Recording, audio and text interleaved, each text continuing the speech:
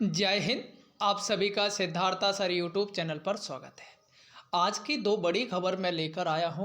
पहली खबर ये है, मध्य प्रदेश माध्यमिक शिक्षकों के लिए तीसरी काउंसलिंग से संबंधित जो कि 87 पदों पर होनी है, होगी या नहीं, ये पूरी खबर मैं विस्तार से आपको बताने वाला हूं। दूसरी बड़ी खबर, भोपाल में जो आंदोलन हुआ है उसमें हमारे अतिथि बंधुओं पर केस हुआ है।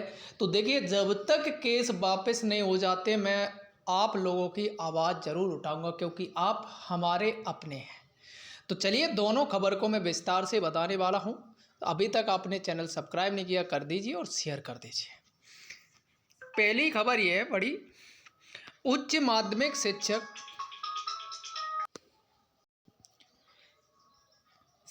के शेष 87 पदों पर तीसरी काउंसलिंग नहीं की। पात्रता परीक्षा दे चुके अभ्यर्थी हो रहे हैं ओवर एज।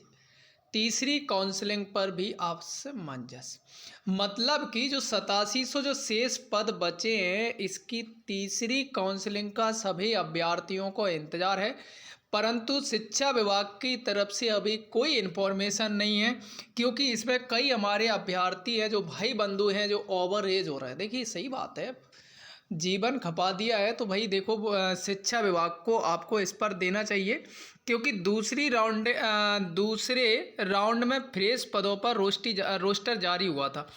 इसकी वजह से थोड़ा असमंजस बढ़ गया है, क्योंकि जो 8700 पद है, इसकी तीसरी काउंसलिंग से संबंधित सभी अभ्यर्थी टेंशन में हैं। तो देखिए, यहाँ कहा गया, क्या कहा गया इसे समझते हैं। प्रदेश में पात्रता परीक्षा दे चुके हजारों अभ्यर्थियों पर ओवरेज होने का संकट मंडरा रहा है।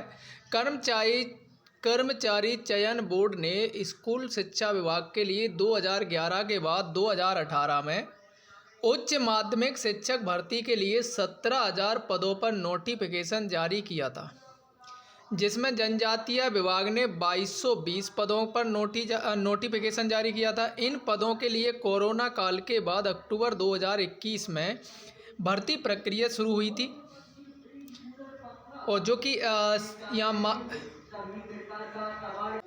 जिसमें 17,000 जो टोटल पद थे, उसी की काउंसलिंग के जो 8700 पद बचे हैं, पर शिक्षा विभाग की तरफ से अभी कोई इन्फॉर्मेशन नहीं दी जा रही है।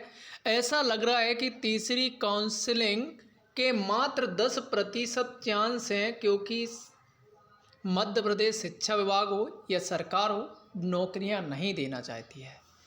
तो यहाँ क्योंकि अभी तक उन्होंने कुछ भी इनसे संबंधित, तीसरी काउंसलिंग से संबंधित कोई भी अपडेट नहीं दी है। जैसी अगर कोई अपडेट आती है तो मैं आप लोगों को ज़रूर बताऊंगा विस्तार से, क्योंकि अभी तक तो मेरे पास कोई इन्फॉर्मेशन नहीं है। बार बार मैं चेक भी कर रहा हूँ।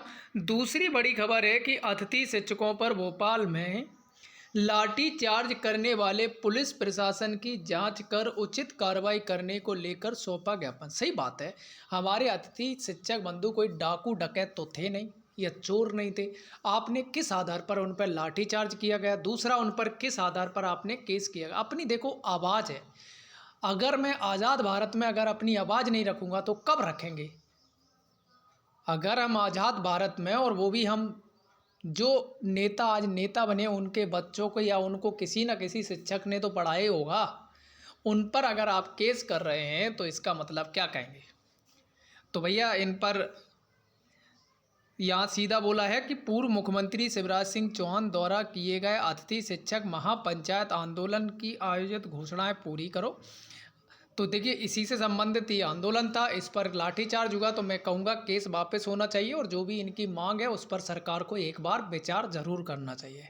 थैंक यू दोस्तों, ये थी आज की बड़ी खबर। आपको क्या लगता है, आप भी अपने कमेंट में बता सकते हैं व्यक्त।